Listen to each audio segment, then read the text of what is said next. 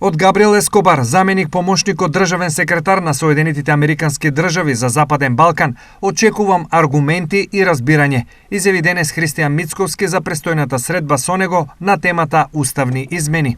Многу е важно секој еден кој што доаѓа во Македонија, без разлика од каде доаѓа, да има добра намера.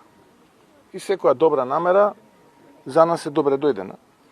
Кога зборувам за добрата намера, зборувам за аргументите кои што очекуваме од другата страна да ги слушнеме, но и очекуваме другата страна да ги слушне нашите аргументи. Ескобар, според Мицковски, е само еден од повеќето високи функционери кои владата на СДСМ и ДУИ ги организирала за притисок врз него и партијата. Тодат коленичат по светот и меѓународната заедница ја мола да доаѓа овдека во Македонија и ја притиска да прави тортура и притисоци врз ВМРО-ДПМН, а преку ВМРО-ДПМН и врз огромното мнозинство граѓани во Македонија. На прашањето дали сепак е можна нова лидерска средба и што би имало при тоа на маса, Мицковски со следниот став. Нема ништо повеќе на маса. Нема ништо повеќе на маса. Само една работа е на маса.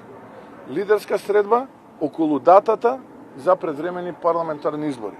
И на таа лидерска средба да ги договориме деталите околу законските измени, подготвени сме на брзи парламентарни избори без техничка влада. Само тоа е сега на маса.